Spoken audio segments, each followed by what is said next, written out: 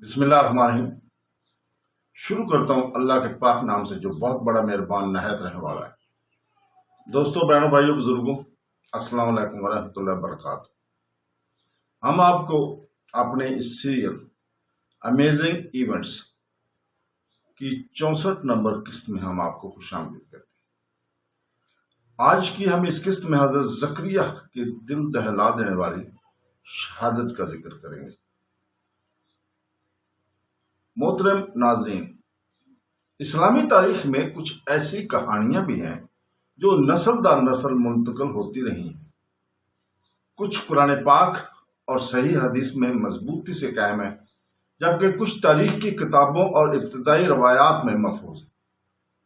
ایسا ہی ایک قصہ مشہور ہے کہ کس طرح اللہ تعالیٰ کے نبی حضرت زکریا علیہ السلام کو ایک درخت کے اندر شہید کیا گیا تھا۔ بہت سے مسلمانوں نے یہ واقعہ سنا ہے۔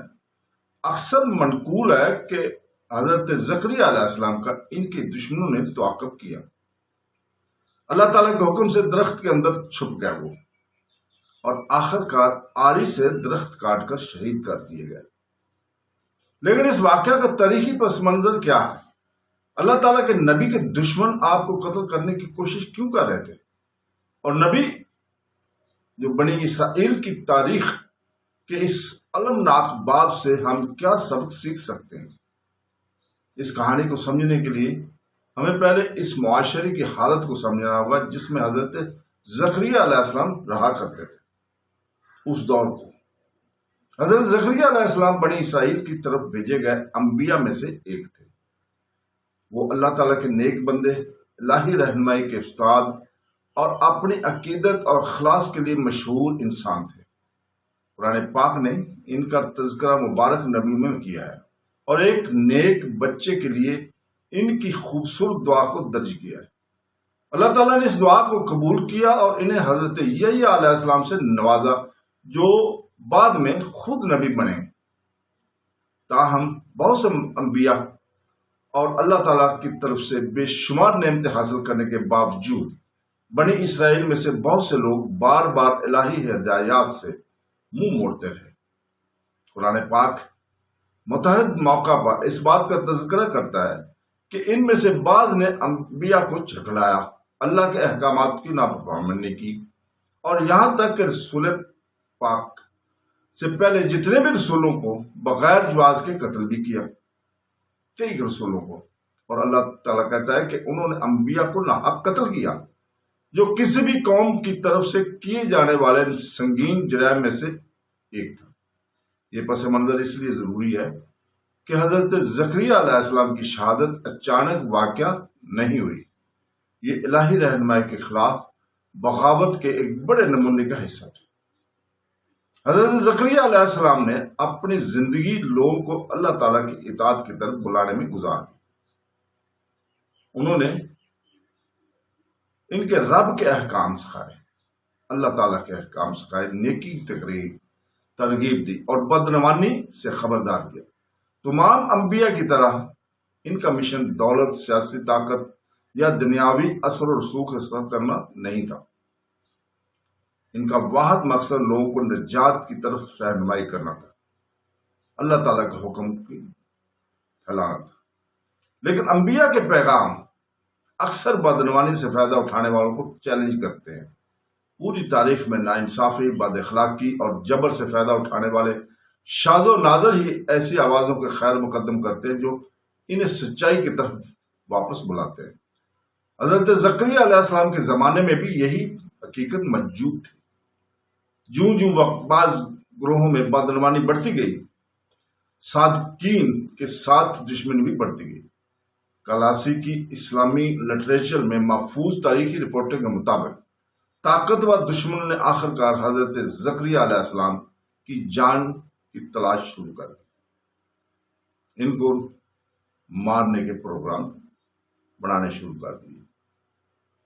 ان واقعات کی صحیح تفصیلات قرآن پاک میں نہیں ملتی ہیں، لیکن بہت سے مورخین بیان کرتے ہیں کہ ان کے خلاف بھی اسی طرح کی مہم چلائی گئی تھی جس طرح دوسرے انبیاء کو اٹھانا پڑا تھا۔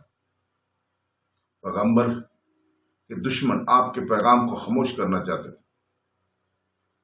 انہوں نے اسے اپنی خواہشات اور عزائم کی راہ میں رکاوٹ کے طور پر دیکھا اور انہوں نے اپنی اصلاح کرنے اور اس کی ہدایت کو قبول کرنے کے بجائے دشمنی کا راستہ اختیار کیا۔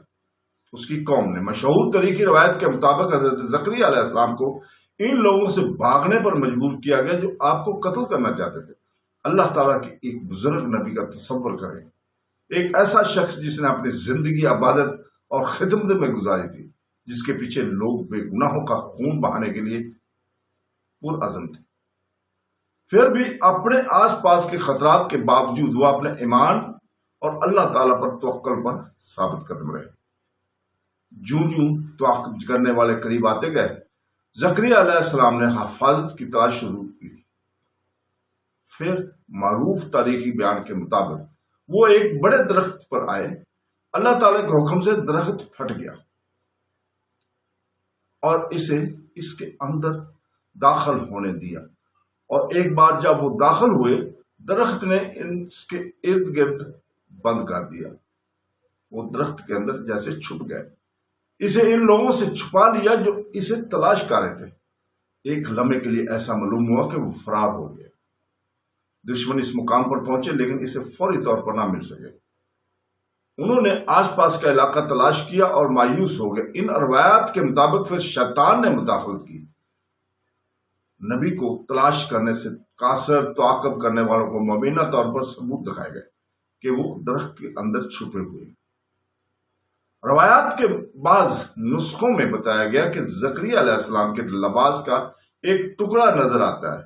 دوسرے نسخوں کا ذکر ہے کہ شیطان نے خود ان درخت کی طرف اشارہ کیا۔ تفصیلات ایک رپورٹ سے دوسری رپورٹ میں مختلف ہوتی ہیں، لیکن ان سب میں سے ایک ہی المناک نتیجہ نکلتا ہے۔